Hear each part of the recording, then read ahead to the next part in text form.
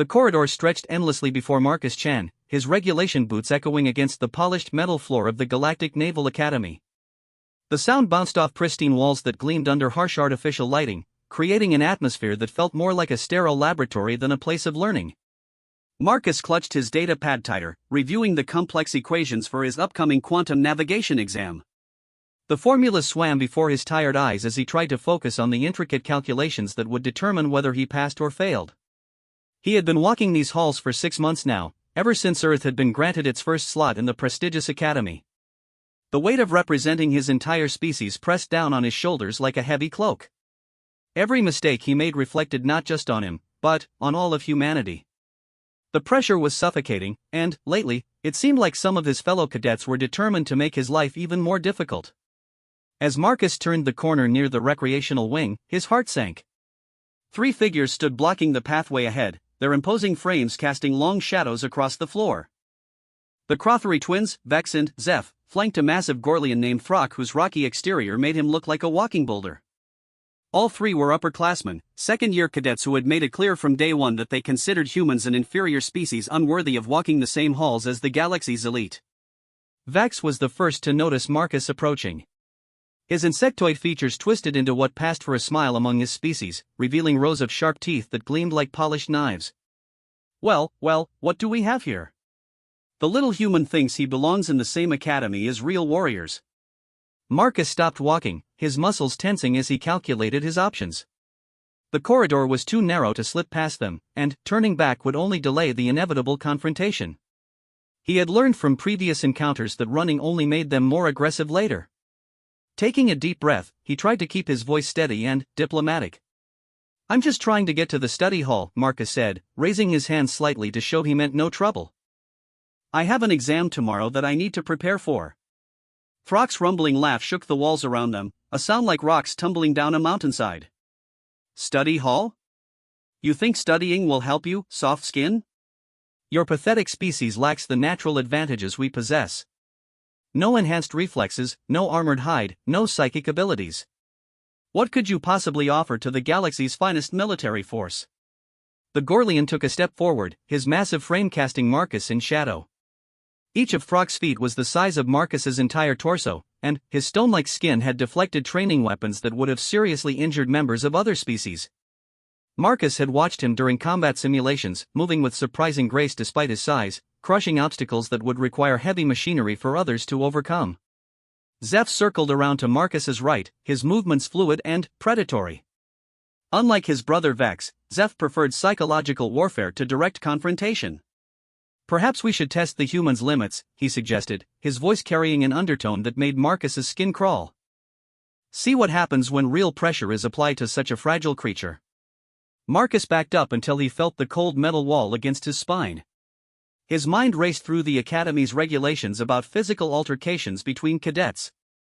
Technically, what they were doing constituted harassment, but reporting it would only make them angrier and more creative in their future torments. Besides, who would believe a first-year human over 3 respected upperclassmen with spotless records? "Look," Marcus said, trying one more diplomatic approach, "I know you think humans don't belong here, but we're all supposed to be on the same side. We're training to defend the galaxy together." Vex's mandibles clicked together in amusement, a sound like breaking glass.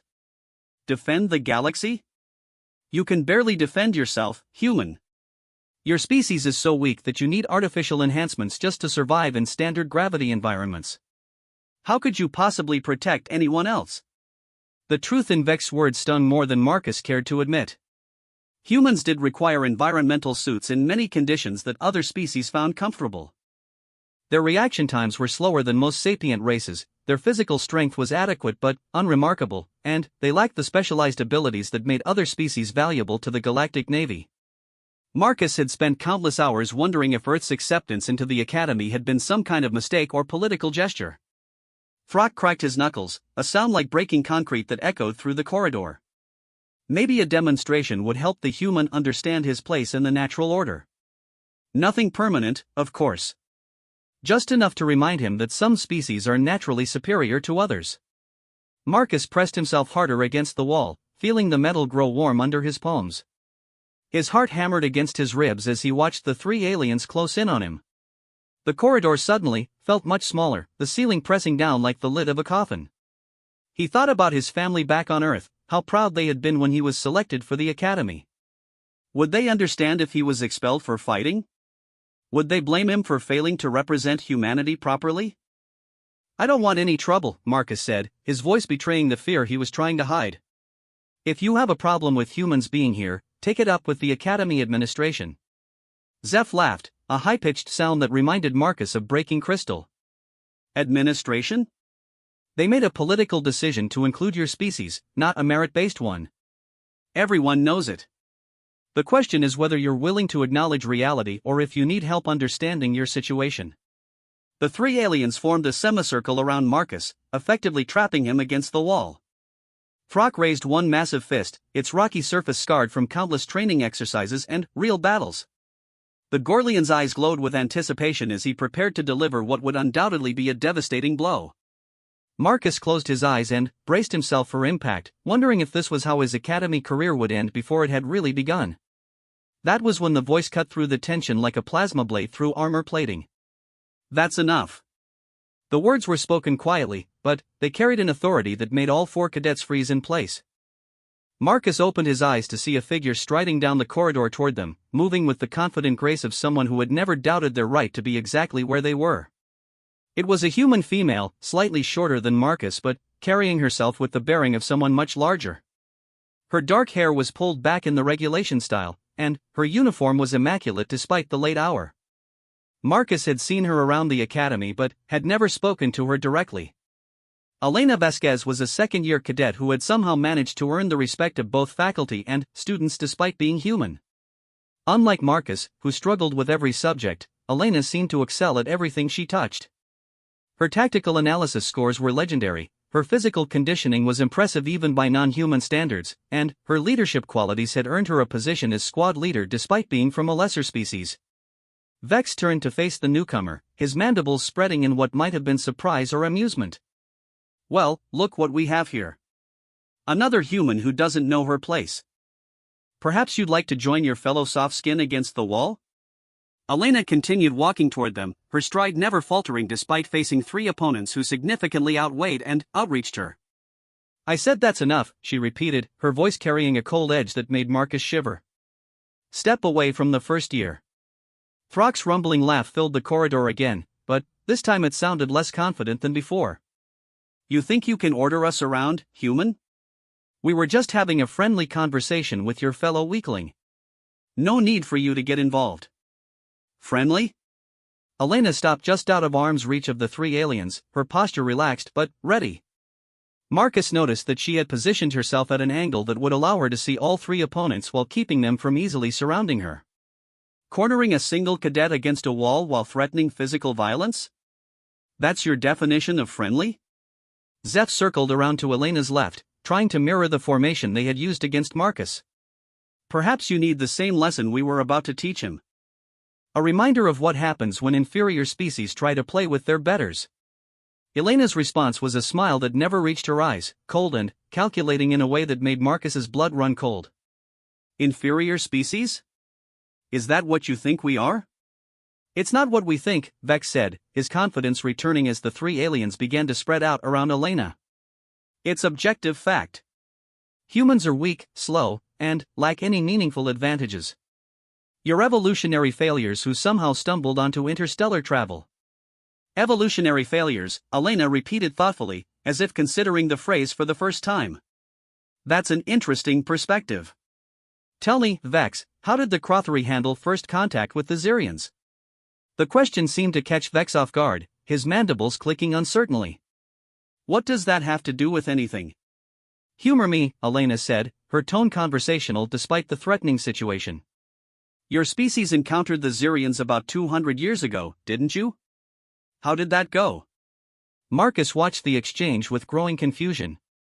Why was Elena asking about historical first contact scenarios when they were facing immediate physical danger? The three aliens seemed equally puzzled by the direction of the conversation. Throck answered when Vex remained silent. The Crothery were overwhelmed by Zirian technology and forced to submit to their authority. It took decades of guerrilla warfare before they achieved independence. What's your point, human? My point, Elena said, taking a step closer to the three aliens, is that when faced with a superior opponent, the Crothri chose to fight a long, bloody campaign rather than find a diplomatic solution. Millions died because of that choice. Zeph's eyes narrowed as he tried to understand where Elena was going with this. The Crothri fought for their freedom against oppressors. That's honorable by any measure. Honorable, yes, Elena agreed. But not particularly smart. The Zirians eventually left the Crothri system not because they were defeated, but because they found richer mining opportunities elsewhere. All those deaths could have been avoided with patience and better intelligence gathering. Vex's mandibles clacked together angrily. Are you calling my ancestors stupid? Elena shrugged, the gesture somehow managing to convey both indifference and mild amusement.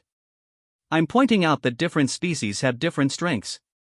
The Crothri are fierce warriors, but they're not particularly known for their strategic thinking. The Gorlians are incredibly strong and durable, but they tend to rely on brute force rather than subtlety. Every species has advantages and disadvantages. And what advantages do humans supposedly have?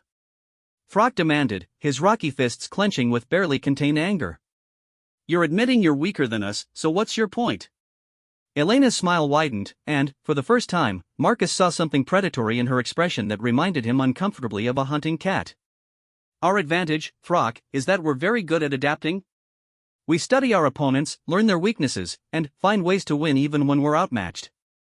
Big words from someone who's about to be outnumbered 3-1, Zeph said, moving closer to Elena's position. Let's see how well your human adaptability works in practice. That was when Elena moved. Marcus had never seen anything like it. One moment she was standing calmly in the center of the corridor, and the next she was a blur of motion that seemed to be everywhere at once. Her first strike caught Zeph completely off guard, a precise blow to his solar plexus that doubled him over, gasping for air. Before Vex could react, Elena had pivoted and delivered a devastating kick to his knee joint that sent him crashing to the floor. Throck, the largest and, presumably most dangerous of the three, had barely begun to move when Elena was already inside his reach. Instead of trying to match his strength, she used his size against him, grabbing his extended arm and using his own momentum to send him crashing into the wall with tremendous force.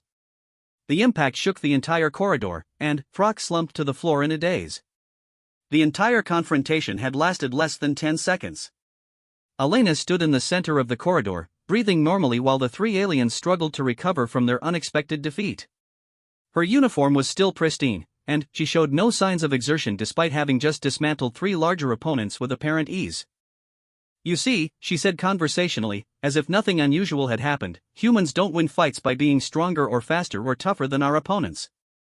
We win by being smarter, more adaptable, and more willing to use whatever advantages we can find. Vex groaned as he tried to stand, his left leg unable to support his weight properly. How did you move so fast? Elena helped Marcus step away from the wall, her expression softening as she turned her attention to her fellow human. I've been studying your species' combat techniques since I arrived at the academy, she explained to Vex without taking her eyes off Marcus. Crothri reflexes are impressive, but you rely too heavily on them. You telegraph your movements because you're used to winning through speed alone. Once I learned to read your attack patterns, it was just a matter of timing. Throck was pulling himself upright using the wall for support, his rocky features showing a mixture of pain and confusion. That's impossible. Gorlian skin is nearly impervious to physical damage. How did you hurt me? I didn't damage your skin, Elena said patiently. I used your own strength against you. When you extended your arm, I redirected your momentum into the wall. Physics did the rest. Your species is incredibly durable, but you're still subject to the same laws of motion as everyone else. Zeph was still gasping for air, his insectoid features flushed with what Marcus assumed was embarrassment as much as oxygen deprivation.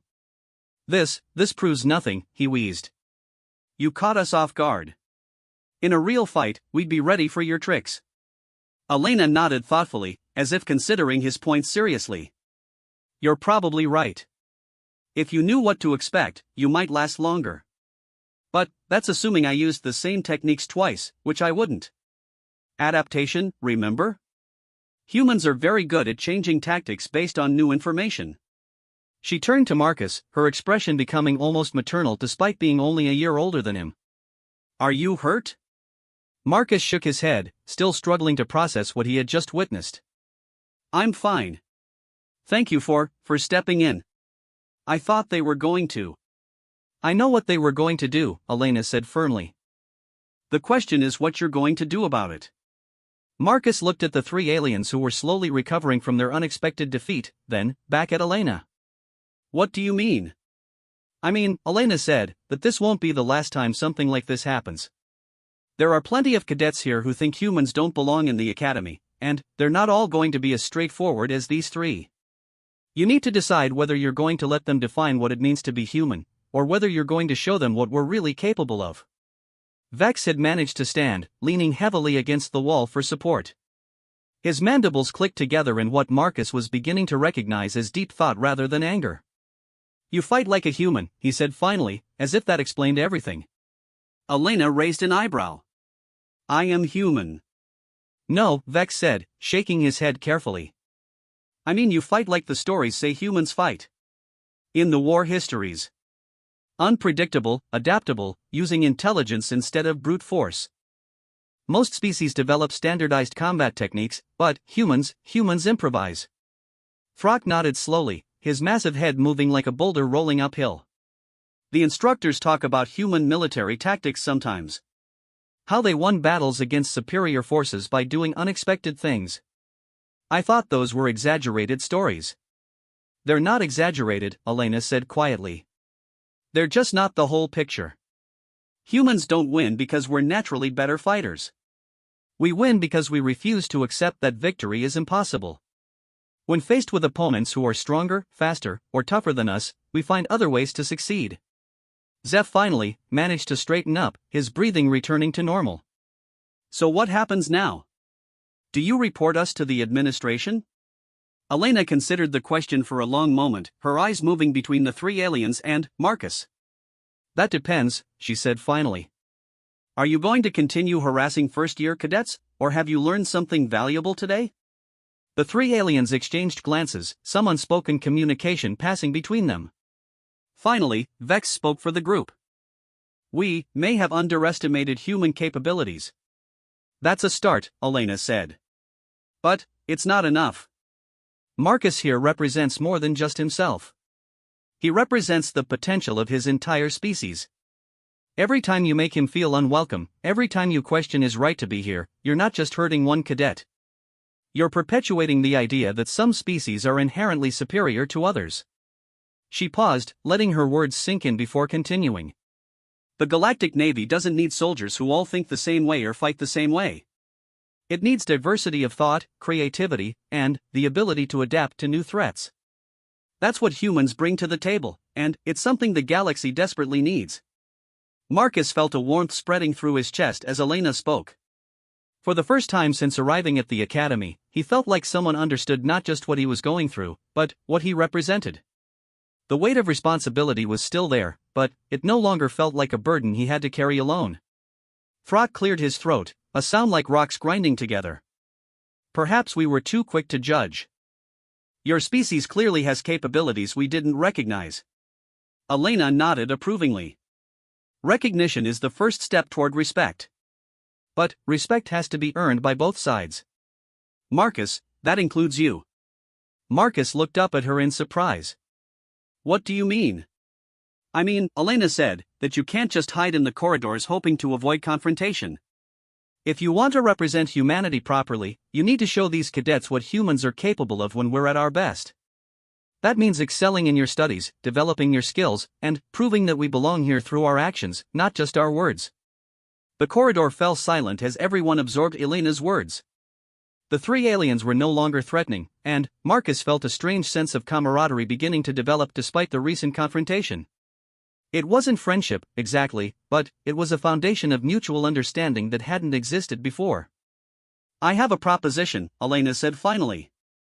Instead of wasting energy on harassment and retaliation, why don't we focus on making each other better cadets? Vex, your species' natural speed could help Marcus improve his reaction times. Throck, your experience with heavy equipment could be valuable for engineering courses. Zeph, your tactical analysis skills are impressive even if your execution needs work. She turned to Marcus. And you, Marcus, have something they need even if they don't realize it yet. Human creativity and adaptability could help them think outside their normal patterns. Instead of seeing each other as threats or obstacles, you could see each other as resources. Marcus felt a flutter of hope in his chest. The idea of working with his former tormentors seemed impossible, but Elena's logic was sound. If humans were going to succeed in the galactic community, they would need allies among other species. Building those relationships at the academy level could pay dividends throughout their careers. Vex was the first to respond. You're suggesting some kind of study group? I'm suggesting, Elena said, that you stop wasting time proving who's superior and start focusing on becoming the best officers you can be. The galaxy faces real threats out there, and it's going to take all of our combined strengths to meet them effectively. The words hung in the air like a challenge, and Marcus felt something shift in the atmosphere around them. The three aliens were no longer looking at him like prey, and he was no longer seeing them as bullies to be avoided. For the first time, they were seeing each other as future officers in the same navy, with the same ultimate goals and responsibilities. I'm willing to try, Marcus said quietly, his voice gaining strength as he spoke. If you are. The three aliens looked at each other again, that same unspoken communication passing between them. Finally, Throck nodded slowly. Perhaps it's worth exploring. Your human showed us techniques we hadn't considered. There might be value in learning more. Elena smiled, and this time the expression reached her eyes. Excellent. We can start tomorrow after evening meal. Conference room 7 is usually empty during that time. We'll begin with basic tactical scenarios and see where it leads us. As the group began to disperse, each heading toward their respective destinations, Marcus felt a profound sense of relief mixed with anticipation. The corridor that had seemed like a trap just minutes before now felt like the starting point of something new and potentially transformative. But, as he walked away, Marcus couldn't shake the feeling that this was just the beginning of a much larger story, one that would test not only his abilities as a cadet but his understanding of what it truly meant to be human in a galaxy full of diverse and powerful species. Conference room 7 had seen better days. The holographic projector flickered intermittently, casting unstable shadows across scratched walls that bore the marks of countless training sessions. The chairs around the central table were mismatched, having been salvaged from various parts of the academy when budget constraints prevented purchasing a complete set. Despite its shabby appearance, the room had become something of a sanctuary for Marcus and his unlikely study group over the past 3 weeks. Elena sat at the head of the table, her datapad displaying complex tactical scenarios that she had designed specifically for their mixed-species group.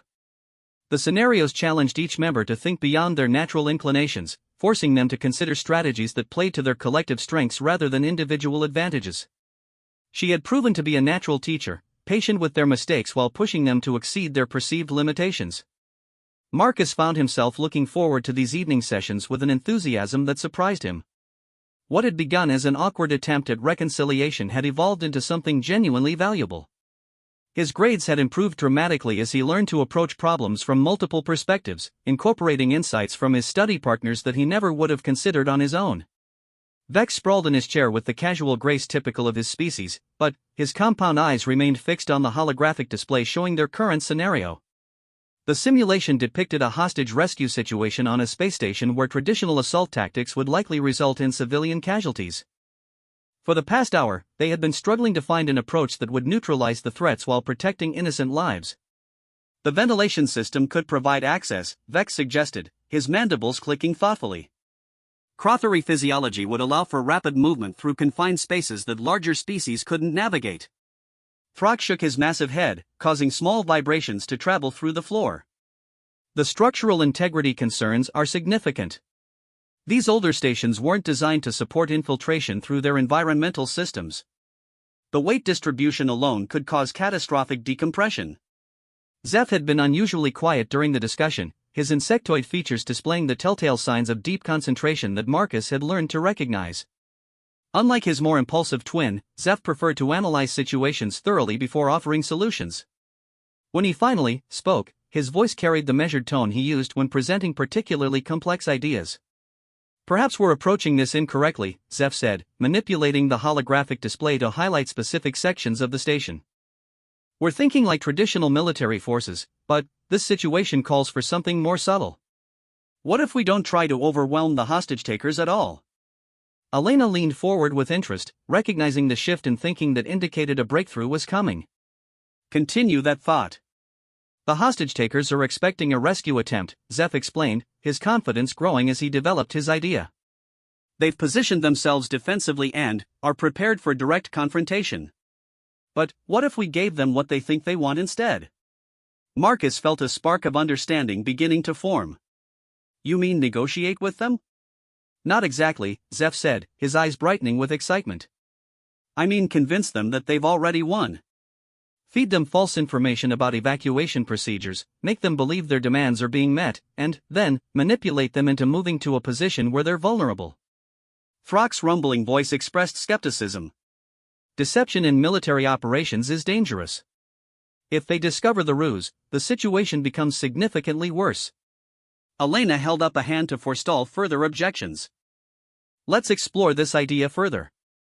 Zeph, how would you implement such a strategy while minimizing risk to the hostages? For the next 20 minutes, the group worked together to refine Zeph's concept into a workable plan. Marcus contributed ideas about human psychological manipulation techniques, drawing on his species' unfortunate expertise in warfare and conflict resolution. Vex suggested communication methods that would prevent the hostage-takers from comparing notes with each other. Throck, despite his initial skepticism, provided crucial insights into the structural vulnerabilities they could exploit once the targets were repositioned. Elena monitored their progress with growing satisfaction, occasionally asking probing questions that forced them to consider factors they had overlooked. She had discovered early in their sessions that the most effective learning occurred when she guided their thinking rather than providing direct answers. Each member of the group brought unique perspectives shaped by their species' evolutionary development and cultural history.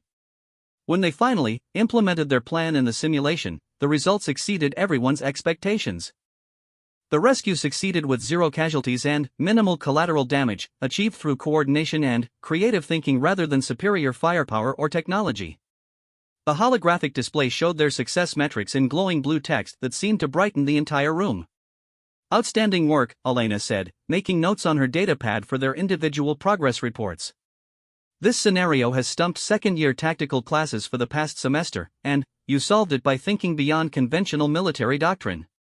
Marcus felt a surge of pride that had nothing to do with personal achievement. Watching his study partners work together, seeing how their different abilities complemented each other, had given him a new perspective on what the Galactic Navy could become.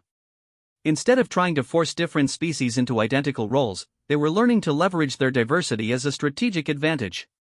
Vex stretched his long limbs, joints popping with sounds like breaking twigs. These sessions have proven more valuable than I anticipated. My tactical scores have improved significantly since we began working together. Mine as well, Throck admitted, his rocky features showing what might have been embarrassment. I had been relying too heavily on direct approaches. Learning to consider subtlety has expanded my strategic options considerably. Zeph nodded in agreement, but his expression showed signs of concern that Marcus had learned to recognize. However, we may be facing a more significant challenge soon. Have any of you heard the rumors about Admiral Kresh's upcoming visit? Elena's expression grew serious at the mention of the Admiral's name. Kresh was a legendary figure in the Galactic Navy, a draconian whose tactical brilliance had secured victory in 3 major conflicts. He was also known for his traditionalist views regarding military hierarchy and his skepticism toward newer member species. His visits to the Academy typically resulted in policy changes that reflected his conservative approach to naval doctrine. What kind of rumors? Marcus asked, though he suspected he already knew the answer. The kind that suggest our mixed species study group might not be viewed favorably by certain members of the Academy administration, Zeph replied carefully. There are those who believe that species integration should be limited to prevent dilution of traditional military values.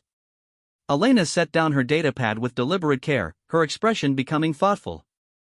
Admiral Kresh isn't necessarily opposed to species integration, but he does believe in maintaining established hierarchies and proven methods. If he perceives our approach as experimental or potentially destabilizing, he could recommend restrictions on interspecies collaboration. The implications hung heavy in the air around them. Marcus realized that their study group had become more than just an academic exercise, it had become a symbol of what was possible when different species worked together as equals. If Admiral Kresh disapproved of their methods, it could set back progress toward true integration by years or even decades. Perhaps we should consider disbanding the group temporarily, Throck suggested, though his tone indicated he found the idea distasteful. Avoiding unnecessary attention might be the prudent course. Absolutely not, Marcus said, surprising himself with the vehemence of his response. We've proven that this approach works. Our scores have improved, our understanding of tactical situations has expanded, and we've learned to function as a real team. Why should we abandon success just because someone in authority might disapprove? Vex's mandibles clicked in what Marcus had learned was amusement. The human makes a compelling argument. We have achieved results that traditional methods failed to produce. Surely that speaks in favor of our approach. Elena stood and began pacing around the small room, her mind clearly working through the political implications of their situation. Marcus watched her face as she considered various scenarios, weighing risks against potential benefits. When she finally spoke, her voice carried the authority that had made her a natural leader among the cadets. We continue as planned, she announced. But we also prepare for scrutiny. If Admiral Kresh wants to evaluate our methods, we'll give him a demonstration he won't forget. We have 2 weeks before his arrival to refine our techniques and prepare a presentation that showcases what interspecies cooperation can achieve. Zeph looked uncertain about the plan. That seems like a significant risk. If our demonstration fails to impress him, we could face consequences that extend beyond just disbanding our study group. And if we hide what we've accomplished, Elena countered, we miss an opportunity to influence policy at the highest levels. Admiral Kresh has the authority to implement academy-wide changes. If we can convince him that our approach produces superior results, we could revolutionize how the Navy approaches species integration. Marcus felt a familiar flutter of anxiety in his chest, but this time it was accompanied by something else, excitement. The prospect of presenting their work to one of the most important figures in the Galactic Navy was terrifying, but it was also an unprecedented opportunity. If they succeeded, they could change how humans and other species were perceived throughout the military hierarchy. What kind of demonstration did you have in mind? Throck asked, his deep voice betraying his own growing interest in the challenge. Elena returned to her seat and activated her datapad, pulling up files she had apparently been preparing for some time. I've been working on a comprehensive scenario that would require everything we've learned about interspecies cooperation. It's based on a real historical situation that Admiral Kresh himself faced during the Andromedan crisis. The holographic display changed to show a complex stellar map featuring multiple star systems connected by shipping lanes and defensive installations. Red markers indicated hostile forces while blue markers showed allied positions. Even at first glance, Marcus could see that the scenario involved coordination between multiple fleet elements across vast distances. The Andromedan crisis, Vex said with recognition. I studied this in military history class. The Alliance forces were outnumbered 3-1 and facing superior technology. Admiral Kresh's victory is considered one of the greatest tactical achievements in recent naval history. Exactly, Elena confirmed. What made his victory possible was innovative use of combined fleet tactics that play to each species' strengths. Draconian ships provided heavy firepower, Crothery vessels handled reconnaissance and rapid response, and Gorlian engineering teams maintained equipment under combat conditions. Zeph's eyes brightened with understanding. You want us to recreate his tactical approach using our combined perspectives to solve the same strategic challenges he faced. More than recreate it, Elena said, her smile carrying hints of the predatory expression Marcus had seen during their first encounter. I want us to improve on it. We know how the original battle played out, but we also know things Admiral Kresh didn't have access to at the time. With perfect hindsight and our diverse analytical approaches, we should be able to identify alternative strategies that might have achieved even better results. The audacity of the proposal took Marcus's breath away. Elena was essentially suggesting that they demonstrate superior tactical thinking to one of the galaxy's most celebrated military minds, using a battle he had personally commanded. It was either brilliant or completely insane, and Marcus wasn't entirely sure which. The risk level on this approach is extraordinary, Throck observed, though his tone suggested he was intrigued rather than dismissive. If we fail to provide meaningful improvements to Admiral Kresh's strategy, we will appear presumptuous and disrespectful. True, Elena acknowledged. But if we succeed, we'll demonstrate that interspecies cooperation can achieve results that even legendary commanders might miss when working within traditional frameworks. The potential rewards justify the risks. Marcus found himself nodding along with Elena's logic, despite the voice in his head warning him about the dangers of such an ambitious undertaking. The past few weeks had shown him capabilities he didn't know he possessed, both individually and as part of a team. Perhaps it was time to trust in what they had built together. "I'm in," he said firmly. "We've already proven that our approach works. If Admiral Kresh is willing to listen, we should be willing to show him what we've learned." Vex and Zeph exchanged one of their silent communications before Vex spoke for both of them. The Crothery value courage in the face of uncertainty. This endeavor qualifies on both counts. Throck was quiet for a long moment, his massive form completely still as he considered the implications of their decision. When he finally spoke, his words carried the weight of formal commitment. The Gorlian people honor those who stand by their convictions. If we believe in what we have accomplished here, we should be prepared to defend it before any authority. Elena nodded approvingly at their unanimous decision. Excellent. Now let's get to work. We have 2 weeks to prepare the most important presentation of our careers. For the next hour, they outlined their approach to analyzing the Andromedian crisis. Elena assigned each member specific aspects of the battle to study, drawing on their natural strengths and species-specific knowledge. Marcus would focus on human tactical innovations and unconventional warfare techniques. Vex and Zeph would handle reconnaissance analysis and rapid response strategies. Throck would examine engineering challenges and logistical considerations. As the evening session finally came to an end, Marcus felt a mixture of anticipation and apprehension about what lay ahead. They were embarking on something unprecedented, challenging one of the most respected figures in the galaxy while representing their respective species' capabilities. The potential for spectacular failure was enormous, but so was the opportunity for meaningful change. Walking back to his quarters through corridors that no longer felt hostile, Marcus reflected on how much his life had changed since that first confrontation. What had begun as harassment and intimidation had evolved into genuine friendship and mutual respect. More importantly, it had become a laboratory for exploring what was possible when different species worked together as equals. The academy halls that had once seemed endless and threatening now felt like the starting point of a much larger journey.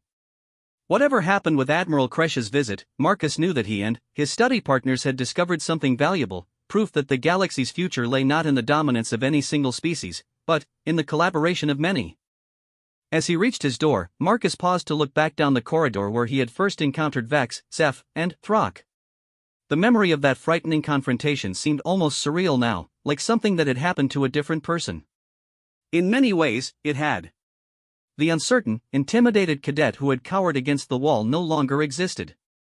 In his place stood someone who understood his own worth and the value of what he represented. The next 2 weeks would test everything they had learned about cooperation, strategy, and courage. But, for the first time since arriving at the academy, Marcus felt truly ready for whatever challenges lay ahead.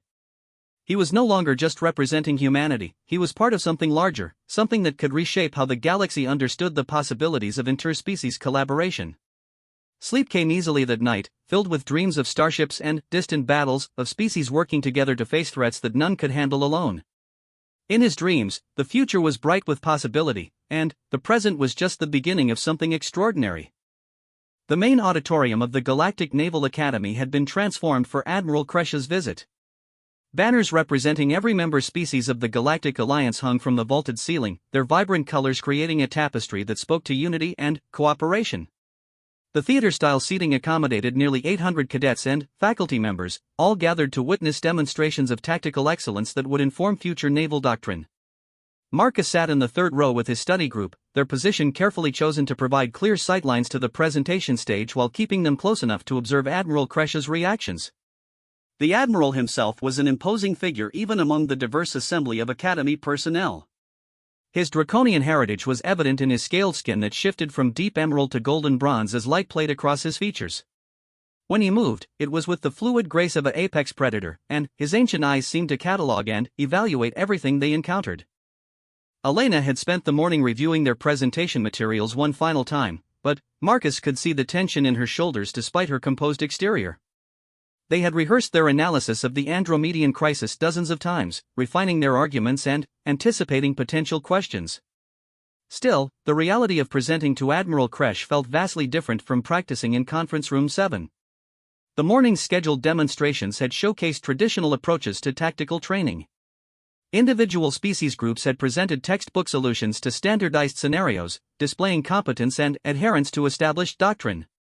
Each presentation had been technically proficient and strategically sound, but Marcus noticed they all followed predictable patterns based on each species' natural advantages and cultural inclinations. When Admiral Kresh rose to address the assembled cadets, the auditorium fell completely silent. His voice carried clearly through the chamber without amplification, each word precisely articulated and weighted with authority earned through decades of successful command. Cadets of the Galactic Naval Academy, he began, his gaze sweeping across the assembled faces, the demonstrations you have witnessed today represent the foundation of our military excellence. Discipline, adherence to proven doctrine, and mastery of species-specific capabilities have served the Alliance well in numerous conflicts. Marcus felt his stomach tighten as the Admiral continued.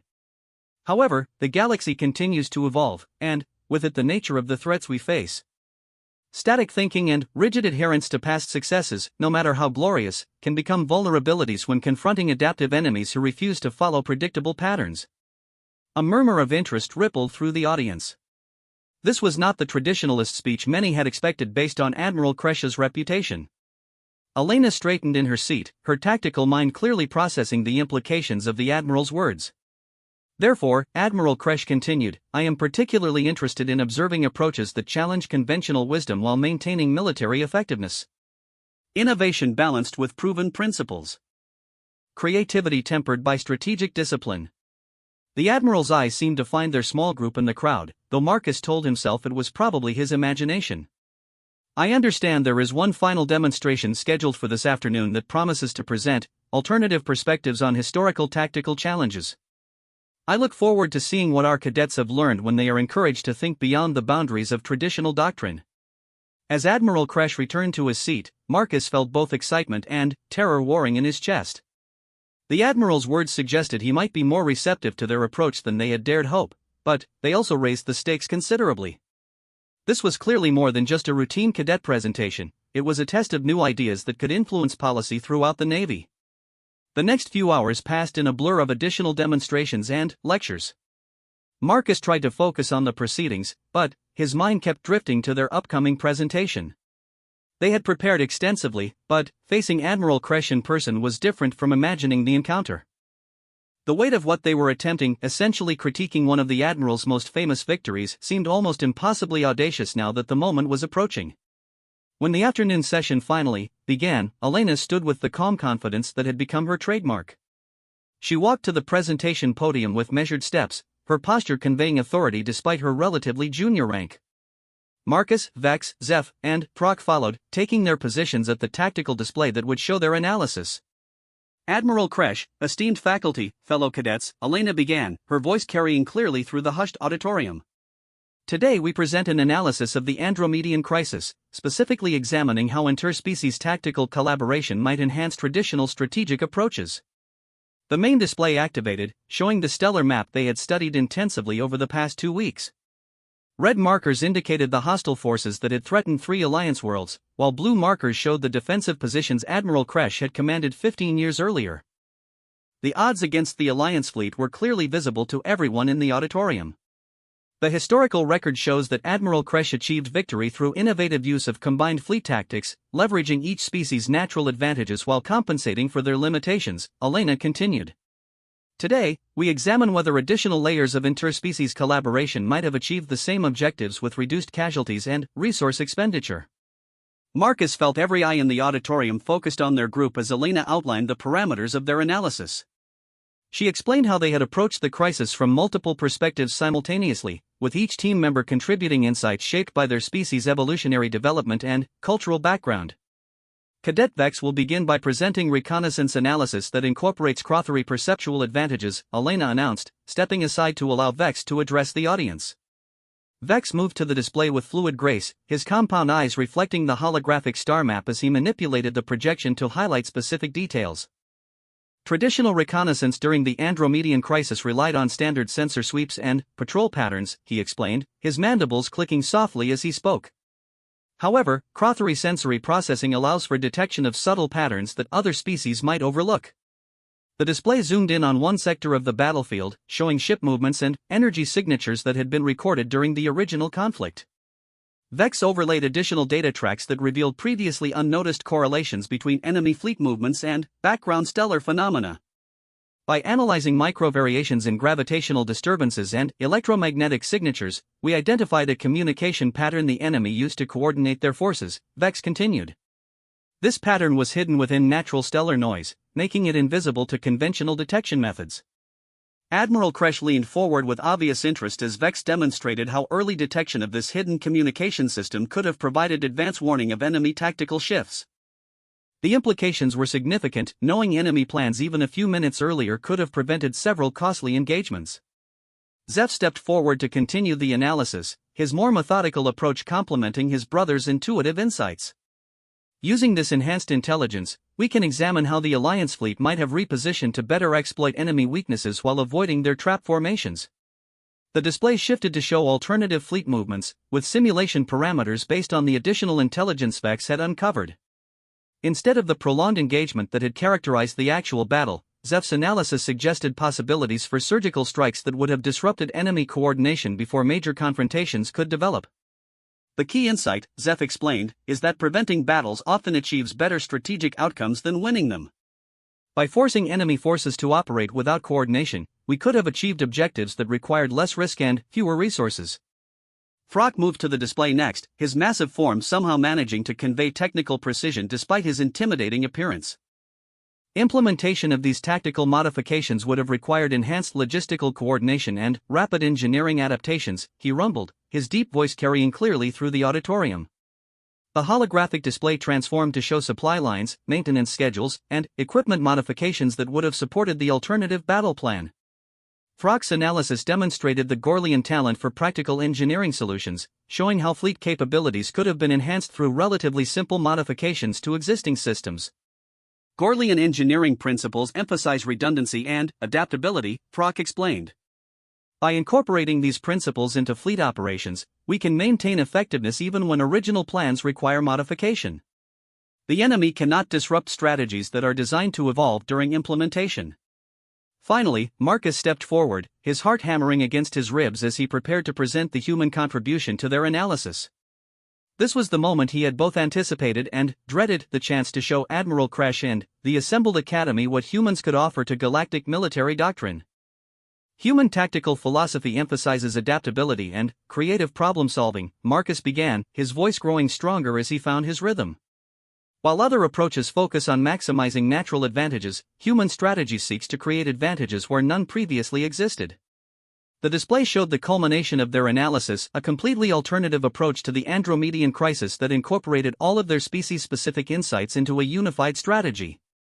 Instead of the frontal engagement that had characterized the historical battle, their plan used deception, misdirection, and psychological manipulation to turn enemy strengths into liabilities. By feeding false intelligence through the hidden communication channels Cadet Vex identified, we could have convinced enemy commanders that their trap was successful while actually drawing them into our own ambush, Marcus explained. Human military history provides numerous examples of victories achieved through making opponents defeat themselves. The simulation played out on the holographic display, showing how their alternative strategy could have achieved the same strategic objectives with significantly reduced casualties on both sides.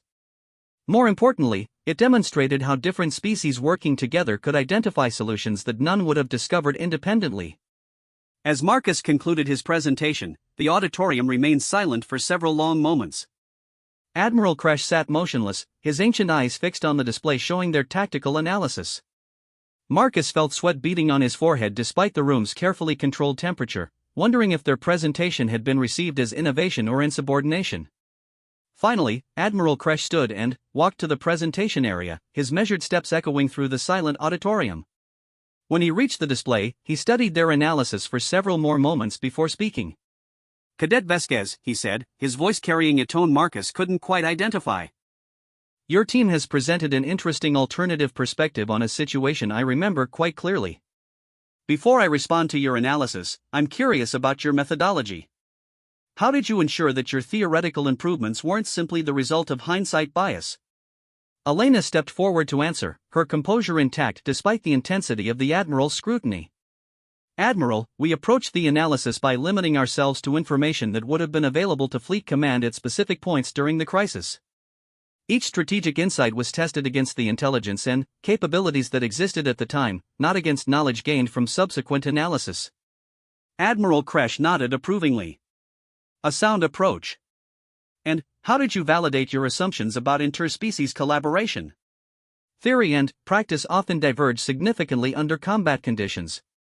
This time Marcus answered, drawing on their weeks of practical experience working together. Sir, our team has been collaborating on tactical scenarios for several weeks.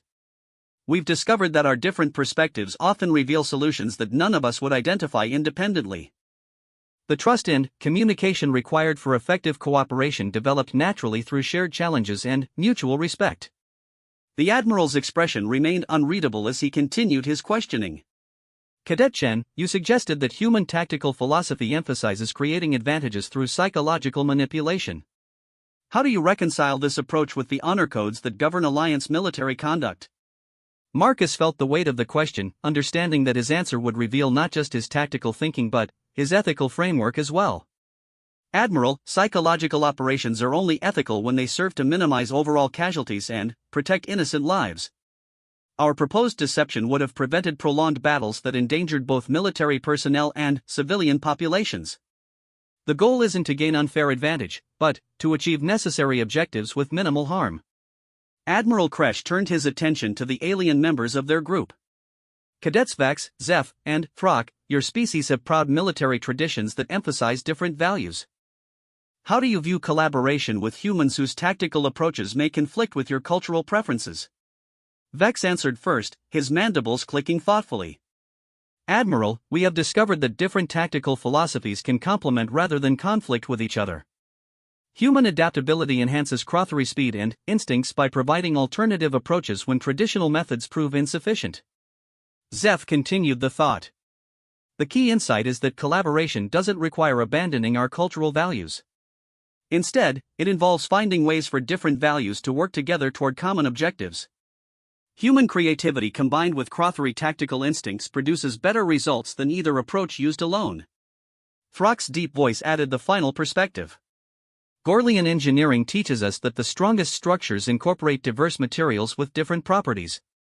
Military organizations can benefit from the same principled diversity of thought and approach creates resilience and adaptability that uniform thinking cannot achieve.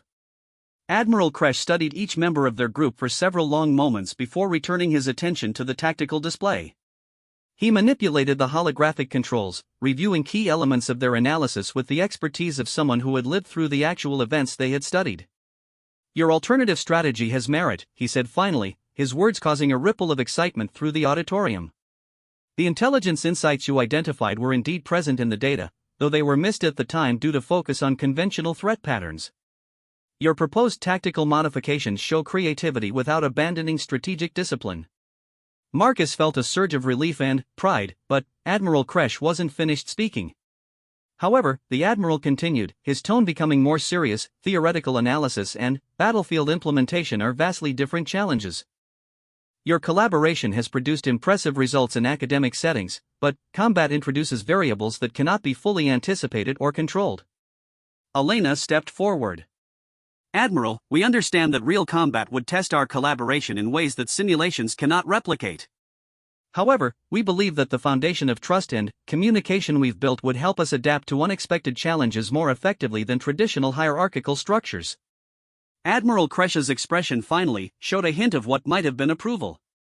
Cadet Vasquez, your confidence in interspecies collaboration is noteworthy. Tell me, how would you propose implementing such approaches more broadly throughout the Navy? The question revealed the true purpose of the demonstration. This wasn't just about evaluating their specific analysis, it was about assessing whether their collaborative methods could be scaled up to influence naval doctrine across the entire alliance. Elena glanced at her teammates, drawing strength from their presence before answering. Admiral, we propose pilot programs that bring together mixed species teams for tactical training and mission planning. Success should be measured not just by mission outcomes, but by innovation in problem solving and adaptation to unexpected challenges. She paused, gathering her thoughts before continuing.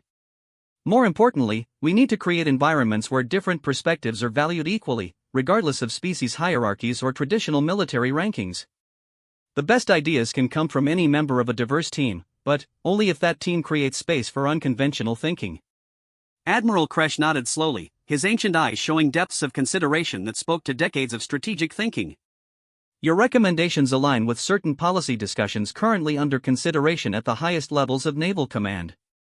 The galaxy faces evolving threats that may require evolved responses. He turned to address the entire auditorium, his voice carrying clearly to every corner of the chamber. What we have witnessed today demonstrates the potential value of encouraging innovation within established military frameworks. These cadets have shown us that questioning past successes can lead to future improvements, provided such questioning is grounded in solid analysis and practical collaboration. The Admiral's gaze returned to their small group. Cadet Vasquez, I am recommending that your team be selected for an advanced tactical innovation program currently in development. Your analysis of the Andromedian crisis will be reviewed by strategic planning committees, and your collaborative methods will be studied for potential implementation in officer training programs.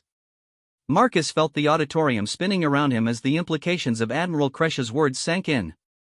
They had not only avoided punishment for their audacious presentation, they had actually influenced policy at the highest levels of the Navy.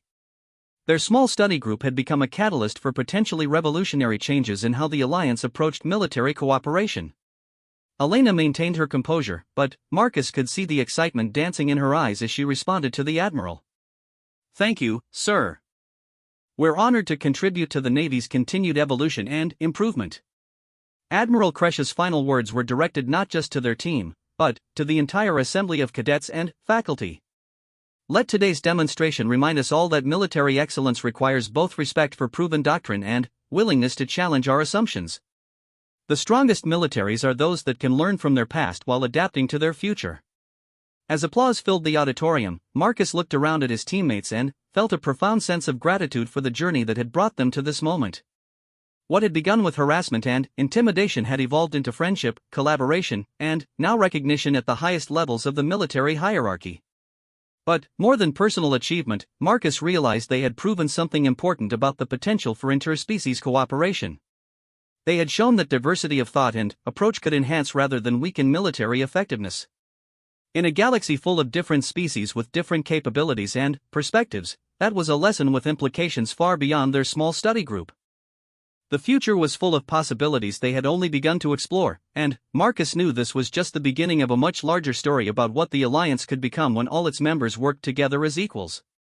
The Experimental Tactics Wing occupied an entire floor of the Academy's newest building, its pristine corridors and state-of-the-art facilities reflecting the Navy's serious investment in tactical innovation. Floor-to-ceiling windows provided stunning views of the Academy's training grounds, where cadets from dozens of species practiced maneuvers that would prepare them for service throughout the galaxy. Marcus paused at one such window, watching a mixed squadron of atmospheric fighters perform complex formation exercises under the guidance of instructors who represented nearly as much diversity as their students. 6 months had passed since Admiral Kresh's visit, and the changes throughout the Academy had been both dramatic and encouraging. The Experimental Tactics Wing now housed 12 different interspecies teams, each exploring different aspects of collaborative military doctrine. Marcus and his original study group had become something of celebrities among the cadet population, though they tried to maintain focus on their expanded responsibilities rather than dwelling on their newfound recognition. Elena emerged from the tactical simulation chamber at the end of the corridor, her expression showing the satisfaction that came from successful completion of a particularly challenging scenario. Over the past months, she had been formally appointed as Senior Coordinator for Interspecies Tactical Development, a position that gave her authority to design training programs and evaluate collaborative methodologies. Her natural leadership abilities had flourished in the role, and Marcus often found himself amazed by how far she had come from the second-year cadet who had intervened in a corridor confrontation. How did the new team perform? Marcus asked as Elena approached his position by the window. Better than expected, she replied, joining him in watching the flight exercises outside. The Centaurian-Andromedan pairing is showing remarkable progress in adaptive strategy development. Their cultural differences actually enhance their tactical flexibility once they learn to communicate effectively. Marcus nodded, though his attention was partly focused on the datapad in his hands. As Elena's deputy in the interspecies program, he had been reviewing reports from all 12 collaborative teams, tracking their progress and identifying patterns that could inform broader policy development. The results were consistently encouraging, with mixed species teams outperforming traditional single-species groups in scenarios requiring creative problem-solving and adaptive responses. The quarterly review reports are impressive across the board, Marcus said, highlighting specific metrics on his display. Innovation scores are up 37% compared to traditional training methods, and adaptive response times have improved by an average of 24%. Elena smiled as she reviewed the data, but Marcus could see concern in her expression that suggested not everyone was pleased with their program's success. Admiral Kresh has been supportive, but there are still voices within the Academy administration who question whether we're moving too quickly away from proven methods. The political challenges had become increasingly complex as their program expanded. While results clearly supported the effectiveness of interspecies collaboration, some faculty members worried that radical changes to training doctrine might undermine military discipline and hierarchy. Marcus had learned to navigate these concerns carefully, always emphasizing how their innovations enhanced rather than replaced traditional military values. Any specific concerns from this week's faculty meeting? Marcus asked, though he suspected he already knew the answer. Commander Thex raised questions about command authority in mixed species units, Elena replied. He's worried that collaborative decision-making might slow response times in critical situations. Marcus understood the concern, though months of practical experience had shown it to be largely unfounded.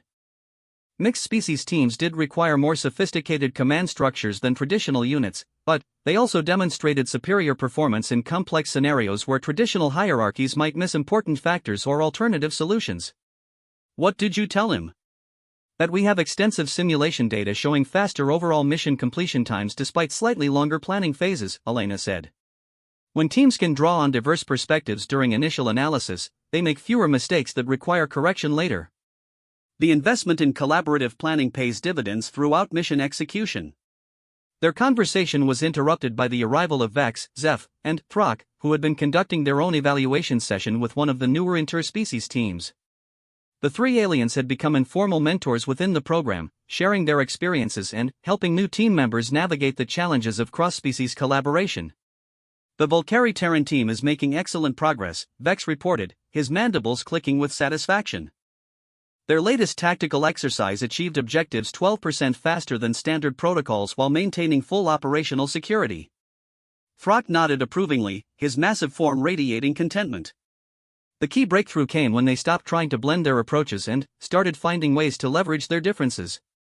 Volcari analytical precision combined with human adaptability creates powerful strategic advantages. Zeph had been reviewing data on his own pad, and his expression showed the focused concentration Marcus had learned to associate with important insights. I've been analyzing performance metrics across all 12 teams, and there's an interesting pattern emerging. The most successful collaborations aren't necessarily between the most similar species, but between those with complementary cognitive approaches. Elena moved to examine Zeph's data more closely, her tactical mind immediately grasping the implications of his analysis. You're suggesting that diversity of thought processes is more important than compatibility of cultural values? Exactly, Zeph confirmed. Teams that include species with fundamentally different ways of processing information consistently outperform those where cultural harmony is prioritized over cognitive diversity. Conflict and resolution of different perspectives appears to enhance rather than hinder tactical innovation.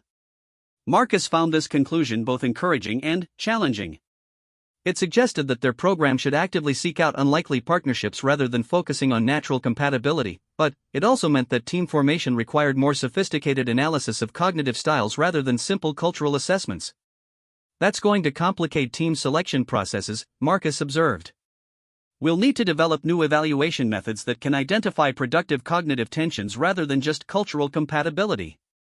Elena was already thinking through implementation strategies. We could design assessment scenarios that require multiple types of analytical thinking, then evaluate how different species combinations approach complex problems. Teams that show complementary rather than redundant cognitive processes would be prioritized for advanced training. Their discussion was interrupted by the arrival of Admiral Kresh himself, whose unannounced visits had become more frequent as the program's reputation grew throughout the Navy. The Admiral's presence still commanded immediate attention from everyone in the vicinity, but Marcus had grown more comfortable with direct interaction over the past months. Cadets, Admiral Kresh said, nodding approvingly as he surveyed their group. I've been reviewing your latest performance reports, and the results continue to exceed expectations. The Navy's Strategic Planning Committee has asked me to discuss potential expansion of your collaborative training methods to active fleet units. The implications were staggering. What had begun as an academic exercise among 5 cadets was now being considered for implementation throughout the entire Galactic Navy. Marcus felt a mixture of pride and apprehension as he contemplated the scale of change they might have helped initiate. Elena stepped forward to respond to the Admiral's announcement. Sir, we're honored that our methods are being considered for broader application. What timeline and scope are being discussed for potential implementation? The committee is proposing a series of pilot programs across 3 different fleet sectors, Admiral Kresh explained, activating a holographic display that showed strategic positions throughout Alliance territory. Mixed-species crews would be assigned to specific missions that require innovative tactical approaches, with their performance carefully monitored and evaluated. Vex's compound eyes reflected the holographic display as he studied the proposed deployment zones. These sectors all face unusual strategic challenges that haven't responded well to conventional military approaches. Precisely, Admiral Kresh confirmed. The committee believes that these situations provide ideal testing grounds for collaborative tactical methods. Success in these challenging environments would provide strong evidence for broader program expansion. Frock's deep voice carried undertones of concern despite his obvious interest in the proposal. Implementation at fleet level involves significantly greater complexity than academy training programs. Command structures, communication protocols, and operational procedures would all require modification. True, the Admiral acknowledged. Which is why the committee has requested that this team serve as consultants for the implementation process. Your practical experience with interspecies collaboration makes you uniquely qualified to help design operational protocols for mixed-species units. Marcus felt his heart racing as he processed what Admiral Kresh was saying.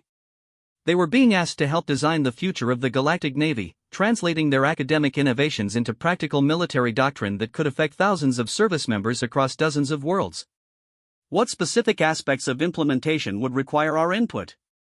Elena asked, her voice steady despite the magnitude of the opportunity being presented. Everything, Admiral Kresh said simply. Command hierarchy modifications, communication procedure development, team selection criteria, training protocol design, and operational assessment methods. The Navy is committed to doing this correctly rather than quickly, which means investing in comprehensive planning and testing. Zeph had been quietly analyzing the strategic implications while the others discussed operational details. When he spoke, his words carried the measured tone he used for particularly complex observations. Admiral, successful implementation will require more than just modifying existing procedures. We'll need to fundamentally rethink how fleet operations can incorporate diverse perspectives while maintaining military effectiveness. Elaborate, Admiral Kresh requested, his ancient eyes showing the intense focus he brought to strategic discussions. Current fleet doctrine assumes relatively uniform capabilities and thinking patterns among crew members, Zeph explained. Interspecies collaboration requires command structures that can coordinate different types of expertise while allowing for real-time adaptive planning. It's not just about putting different species together, it's about creating new operational frameworks that can leverage their combined capabilities. Admiral Kresh nodded approvingly at Zeph's analysis. Your insight reinforces the committee's decision to proceed carefully with comprehensive planning. The potential benefits are significant, but the implementation challenges are equally substantial. Elena had been considering the broader implications while listening to their discussion. Admiral, how would success in this program affect Academy training doctrine? Would all cadets eventually receive interspecies collaboration training? That's certainly the long-term goal, Admiral Kresh confirmed. If fleet-level implementation proves successful, the Academy would need to prepare all graduating officers for service in mixed-species units. Your current program would serve as the foundation for Academy-wide curriculum modifications. The scope of change they were discussing was breathtaking. Marcus realized they were potentially witnessing the beginning of a transformation that would affect military culture throughout the galaxy. Their small study group had become the catalyst for a revolution in how the Alliance approached military cooperation and strategic thinking. When would you need our input on implementation planning? Marcus asked, his mind already racing through the challenges and opportunities such a project would present. Immediately, Admiral Kresh replied. The committee wants preliminary protocols developed within 60 days, with initial testing to begin shortly thereafter. Your team would be temporarily assigned to Strategic Planning Command with access to fleet operational data and senior tactical advisors. Marcus felt excitement building in his chest despite the intimidating scope of responsibility they were being offered. This was an opportunity to influence military doctrine at the highest levels, potentially improving cooperation and effectiveness throughout the entire Alliance Navy. Elena looked around at her teammates before responding to Admiral Kresh. Sir, we accept the assignment. Our team is prepared to contribute whatever expertise we can to help make this implementation successful. Admiral Kresh's expression showed something that might have been pride as he observed their unanimous commitment to the challenging project ahead. Excellent. Report to Strategic Planning Command tomorrow at 0800 hours. Your liaison officer will provide detailed briefings on current fleet operations and implementation parameters. As Admiral Kresh departed, the 5 teammates stood together in the corridor where so much of their collaboration had taken place. Marcus looked around at the faces that had become so familiar over the past months, realizing that their academy careers were about to transform into something unprecedented. Are we ready for this? Marcus asked, voicing the question that was undoubtedly on everyone's mind. Elena smiled with the confidence that had carried them through every challenge they had faced together. We've proven that interspecies collaboration can work at the cadet level. Now we get to find out if it can change the galaxy. Vex's mandibles clicked with anticipation. The Crothari have a saying, the swiftest path to new hunting grounds leads through unknown territory. We are about to explore very unknown territory indeed. Throck's rumbling voice carried undertones of satisfaction. The strongest foundations are built one stone at a time. We have placed the first stones. Now we help build the structure that will support the future. Zeph nodded thoughtfully, his analytical mind already working through the complexities ahead. Success will require everything we've learned about collaboration, plus capabilities we haven't yet developed. But, if we can make this work, we'll have proven that diversity truly is a strategic advantage. As they walked together toward their quarters, Marcus reflected on the extraordinary journey that had brought them to this point. What had begun with harassment and intimidation had evolved through friendship and collaboration to become something with the potential to reshape galactic civilization. Their success had proven that different species could work together as equals, finding solutions that none would have discovered independently. The future stretched ahead full of challenges and possibilities they could barely imagine. There would be setbacks and obstacles as they worked to translate academic theory into operational reality. Political resistance, technical complications, and cultural misunderstandings would test their resolve and abilities in ways they had never experienced. But Marcus felt ready for whatever lay ahead, strengthened by the bonds he had formed with his teammates and confident in the value of what they had discovered together. They had proven that humans could contribute meaningfully to galactic civilization, not through superior strength or technology, but through adaptability, creativity, and the willingness to find common ground with very different species. The academy halls that had once seemed threatening now felt like the launching point for an adventure that would span star systems and potentially influence the course of galactic history. Marcus Chen, the uncertain cadet who had once cowered against a corridor wall, was about to help design the future of interspecies cooperation throughout the galaxy. As he prepared for sleep that night, Marcus thought about his family back on Earth and wished he could explain how much his life had changed since arriving at the academy. Tomorrow would bring new challenges and responsibilities beyond anything he had imagined when he first walked these corridors. But tonight, he felt only gratitude for the journey that had brought him to this moment and excitement for the possibilities that lay ahead. The galaxy was vast and full of diverse species with different capabilities and perspectives. Working together, they could accomplish things that none could achieve alone.